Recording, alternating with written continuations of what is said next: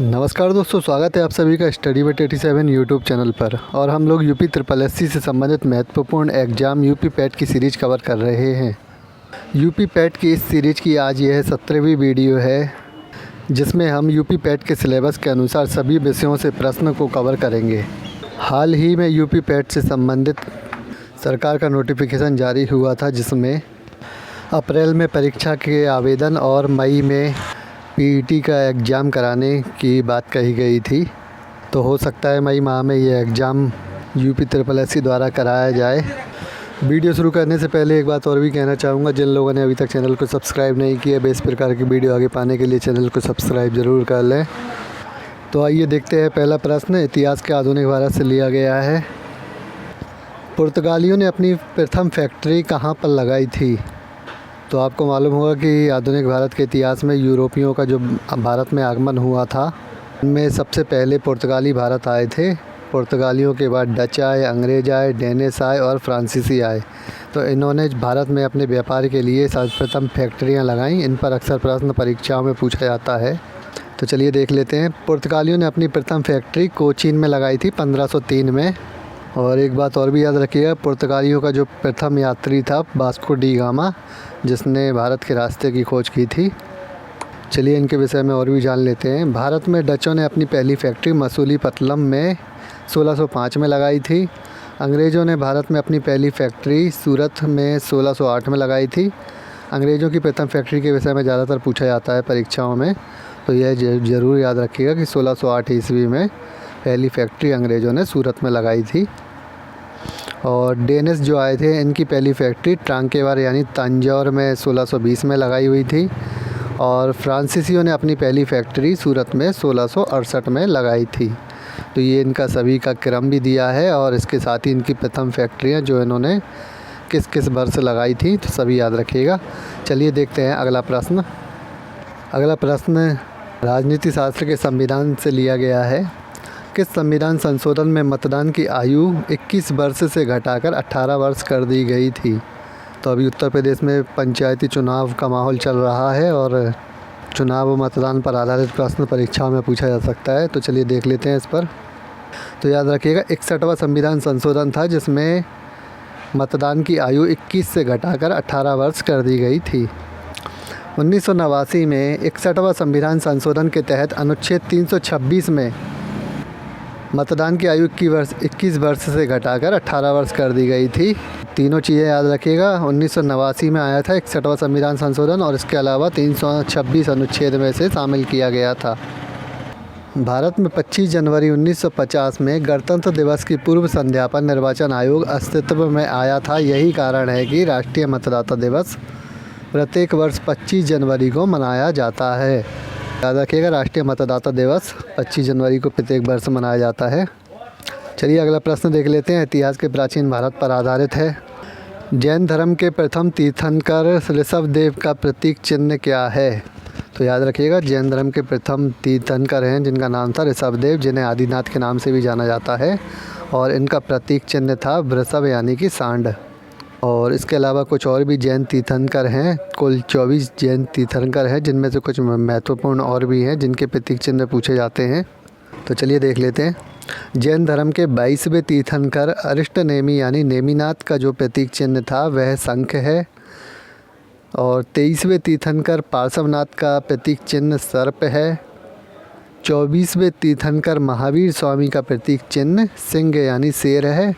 और महावीर स्वामी के बचपन का नाम वर्धमान है। ये सभी महत्वपूर्ण बातें जैन धर्म से संबंधित हैं, इनको याद रखिएगा।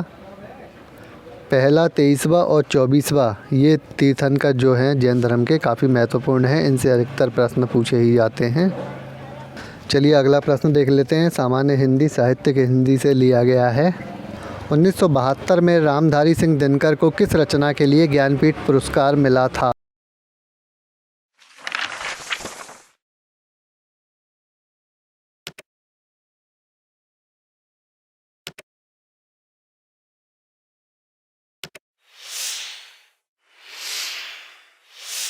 इस प्रकार के प्रश्न ज़रूर पूछे जाते हैं, जिसमें साहित्यकारों को उनकी रचनाओं के लिए पुरस्कार जो प्राप्त हुए हैं। और ज्ञानपीठ पुरस्कार जो है साहित्य का सर्वोच्च पुरस्कार है। तो याद रखिएगा रामधारी सिंह दिनकर को उर्वशी अपनी रचना के लिए ज्ञानपीठ पुरस्कार मिला था 1972 में। के अलावा 3 महत्वपूर्ण और भी हैं साहित्यकार। हालांकि काफ़ी साहित्यकारों को ज्ञानपीठ पुरस्कार मिला है, परंतु 3-4 और भी ऐसे साहित्यकार हैं जिन पर अक्सर प्रश्न पूछा जाता है परीक्षाओं में। तो सभी को इस प्रश्न में देख लेते हैं। 1968 में सुमित्रा नंदन पंत को अपनी रचना चिदम्बरा के लिए ज्ञानपीठ पुरस्कार मिला था। 1978 में सच्चिदानंद हीरानंद वात्स्यानंद अज्ञेय को अपनी रचना कितनी नावों में कितनी बार के लिए ज्ञानपीठ पुरस्कार मिला। और 1982 में महादेवी वर्मा को अपनी रचना यामा के लिए ज्ञानपीठ पुरस्कार मिला था। देखिए इनका क्रम भी काफ़ी सिंपल है याद करने के लिए, एक 68 में, एक 72 में, एक 78 में, एक 82 में। तो इन चारों ज्ञानपीठ पुरस्कारों के विषय में ज़रूर याद रखिएगा, यहाँ से प्रश्न ज़रूर पूछा ही जाता है। चलिए देखते हैं अगला प्रश्न। भूगोल ज्योग्राफी पर आधारित प्रश्न है। विश्व का सबसे बड़ा डेल्टा कौन सा है? तो बहुत ही महत्वपूर्ण प्रश्न है। विश्व का सबसे बड़ा जो डेल्टा है गंगा ब्रह्मपुत्र नदी द्वारा बनाया जाता है, जिसे सुंदरवन डेल्टा के नाम से भी जाना जाता है। डेल्टा के विषय में और भी महत्वपूर्ण बातें जान लेते हैं। डेल्टा का निर्माण नदियां अपनी वृद्धावस्था में करती हैं। यह प्रश्न पूछा गया था परीक्षा में कि डेल्टा का निर्माण नदियां अपनी किस अवस्था में करती हैं, तो याद रखिएगा वृद्धावस्था में किया जाता है।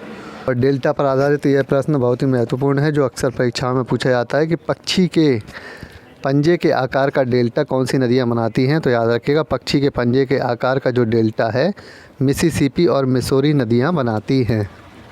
और कुछ और भी प्रकार के डेल्टा हैं, जैसे चापाकार डेल्टाओं का निर्माण जो है नील नदी, राइन नदी, गंगा नदी, होंगहो नदी, सिंधु नदी द्वारा बनाए जाते हैं।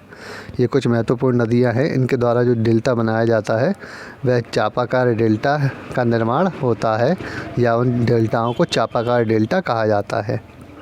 भारत में नर्मदा और ताप्ती द्वारा ज्वारनादमुख डेल्टा बनाया जाता है। ठीक है, तो ये भी बात याद रखिएगा।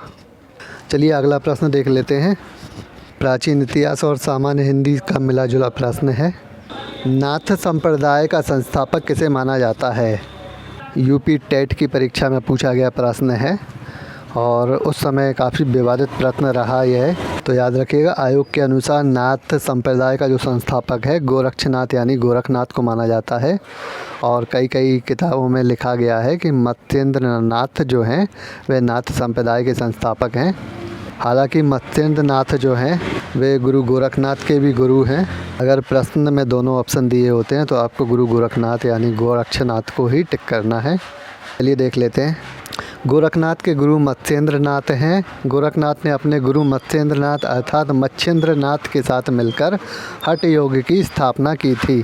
तो हठ योग के बारे में भी प्रश्न पूछा जाता है, तो याद रखिएगा कि गुरु गोरखनाथ के द्वारा हठ योग की स्थापना की गई थी। हठ योग जो है योगासनों की कला का एक केंद्र है और इसमें विभिन्न कठिन से कठिन योगासन कराए जाते हैं। नाथ संप्रदाय के हठ योग में हा का अर्थ सूर्य एवं ठा का अर्थ चंद्रमा के योग से है। यह प्रश्न यूपी पीसीएस में पूछा गया है अभी पिछले ही साल कि नाथ संप्रदाय में हठ योग में जो हा का अर्थ है वह क्या है। तो याद रखिएगा सूर्य है और जबकि ठा का अर्थ चंद्रमा है, तो दोनों बातें याद रखिएगा। महाराष्ट्र में नाथ परंपरा के विकास का श्रेय दत्तात्रेय को जाता है। यह भी महत्वपूर्ण पॉइंट है, याद रखिएगा। चलिए अगला प्रश्न देख लेते हैं। सामान्य विज्ञान पर आधारित है। वायरस अथवा विषाणु से होने वाले रोग से लिया गया प्रश्न है।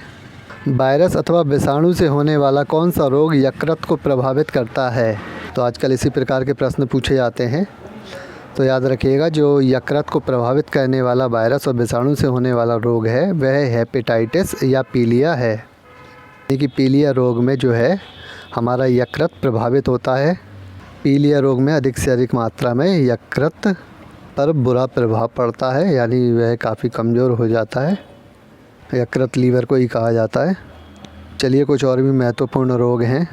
रेबडो नामक विषाणु अथवा वायरस से होने वाला रोग रेबीज जो है मानव शरीर में तंत्रिका तंत्र को प्रभावित करता है।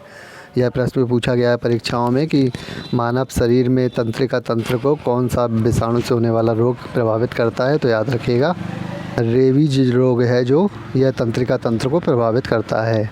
इसके अलावा कुछ जीवाणुओं से होने वाले रोग भी हैं, तो उनको भी देख लेते हैं। जीवाणुओं से होने वाला टिटनेस रोग शरीर में तंत्रिका तंत्र को प्रभावित करता है। क्षय रोग, प्लेग रोग और निमोनिया शरीर में फेफड़ों को प्रभावित करते हैं। तो ये सभी महत्वपूर्ण कुछ परीक्षाओं की दृष्टि से रोग हैं, इनके विषय में याद रखिएगा। चलिए देखते हैं अगला प्रश्न। अगला प्रश्न उत्तर प्रदेश करंट अफेयर्स से लिया गया बहुत ही महत्वपूर्ण प्रश्न है। यूपी स्पेशल से भी अक्सर परीक्षाओं में प्रश्न देखे जा रहे हैं यूपी के। 6 से 7 प्रश्न उत्तर प्रदेश स्पेशल से ज़रूर लिए जा रहे हैं परीक्षाओं में। प्रश्न है कि 8 मार्च 2021 में उत्तर प्रदेश के किस ज़िले में काला नमक चावल महोत्सव मनाया गया है? तो बहुत ही महत्वपूर्ण प्रश्न है और यह महोत्सव याद रखिएगा, काला नमक चावल महोत्सव जो है सिद्धार्थनगर ज़िले में मनाया गया है। इसके विषय में और भी बातें जान लेते हैं। उत्तर प्रदेश के सिद्धार्थनगर ज़िले में 3 दिवसीय काला नमक चावल महोत्सव 13 मार्च 2021 को प्रारंभ हुआ था। तो 13 और 14 और 15 मार्च को यह महोत्सव मनाया गया है, 3 दिवसीय। काला नमक चावल को बुद्ध का महाप्रसाद अथवा बुद्ध चावल भी कहा जाता है। तो यह प्रश्न पूछा जा सकता है, याद रखिएगा।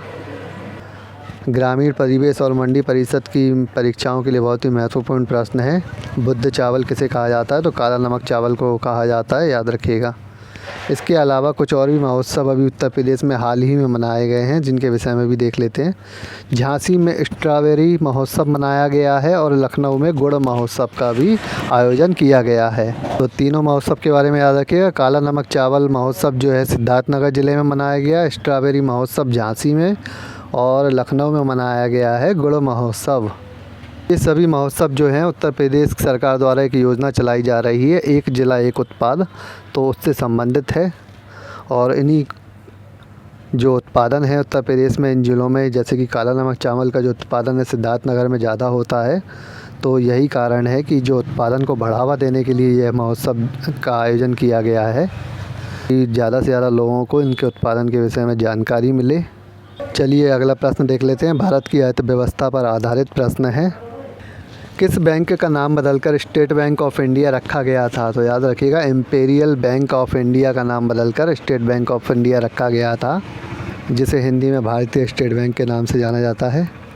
1955 में इम्पीरियल बैंक ऑफ इंडिया का आंशिक राष्ट्रीयकरण कर इसका नाम स्टेट बैंक ऑफ इंडिया रखा गया था। इसके अलावा बैंकों के राष्ट्रीयकरण पर एक प्रश्न ज़रूर पूछा जाता है, के विषय में भी देख लीजिए कि 19 जुलाई 1669 को तत्कालीन प्रधानमंत्री इंदिरा गांधी के कार्यकाल में 14 बड़े व्यावसायिक बैंकों का राष्ट्रीयकरण किया गया था। यह प्रश्न 3-4 तरह से पूछा जाता है कि किसके काल में यह 14 बैंकों का राष्ट्रीयकरण किया गया था, या कितने बैंकों का राष्ट्रीयकरण किया गया था, या इसका सन पूछ लेते हैं, तो सारी बातें याद रखिएगा। 19 जुलाई 1669 को प्रधानमंत्री इंदिरा गांधी के कार्यकाल में 14 राष्ट्रीय बैंकों का राष्ट्रीयकरण किया गया था। 14 बड़े व्यावसायिक बैंकों का राष्ट्रीयकरण किया गया था। चलिए देखते हैं आगे। 15 अप्रैल 1980 को भी निजी बैंकों का राष्ट्रीयकरण किया गया था। तो हालांकि इससे ज़्यादा प्रश्न नहीं पूछा जाता, फिर भी आपको जानकारी होनी चाहिए कि कब कब निजी बैंकों का राष्ट्रीयकरण हुआ। चलिए अगला प्रश्न विश्व और स्टैटिक जीके पर आधारित है। प्रथम विश्व युद्ध कब प्रारंभ हुआ? तो याद रखिएगा 28 जुलाई 1914 को प्रथम विश्व युद्ध का आरंभ हुआ था। और काफ़ी लोगों को ये नहीं मालूम होगा कि युद्ध की जो महत्वपूर्ण वजह थी वह क्या थी, तो उसके विषय में भी देख लेते हैं प्रश्न में। प्रथम विश्व युद्ध का तत्कालिक कारण जो था, ऑस्ट्रिया के राजकुमार फर्डिनेंड की बोस्निया की राजधानी में की गई हत्या थी। तो जो ऑस्ट्रिया का राजकुमार था फर्डिनेंड, उसकी हत्या कर दी गई थी बोस्निया की राजधानी में, और यही विश्व युद्ध का महत्वपूर्ण कारण माना जाता है। तो प्रथम विश्व युद्ध में संपूर्ण विश्व मित्र राष्ट्र और धुरी राष्ट्र 2 भागों में बटा हुआ था। तो 2 भाग थे, एक मित्र राष्ट्रों का, एक धुरी राष्ट्रों का, जिनके मध्य में युद्ध हुआ था। धुरी राष्ट्रों में इनका जो नेतृत्व है वह जर्मनी कर रहा था। ऑस्ट्रिया वगैरह, हंगरी, तुर्की और इटली भी शामिल थे। एक बार फिर से बता देता हूँ, धुरी राष्ट्रों का नेतृत्व जर्मनी ने किया था। इसमें शामिल अन्य देश थे ऑस्ट्रिया, हंगरी, तुर्की, इटली आदि। और मित्र राष्ट्रों में जो है इंग्लैंड, फ्रांस, रूस, जापान, संयुक्त राज्य अमेरिका जैसे देश शामिल थे। एक महत्वपूर्ण बातें आपको और भी बता दूं कि इटली पहले धुरी राष्ट्रों के साथ में था, बाद में धुरी राष्ट्रों से अलग होकर मित्र राष्ट्रों के साथ तरफ जा मिला था। यह प्रथम विश्व युद्ध 4 वर्षों अर्थात 1918 ईस्वी तक चला था। इसमें 37 देशों ने भाग लिया था। तो आपने प्रथम विश्व युद्ध के विषय में जाना, काफ़ी महत्वपूर्ण टॉपिक है। चलिए इसी प्रश्न के साथ इस वीडियो को समाप्त करते हैं। इस प्रकार की वीडियो आगे पाने के लिए चैनल को सब्सक्राइब कर लें और वीडियो पसंद आती है और लाइक कमेंट भी ज़रूर करें। धन्यवाद।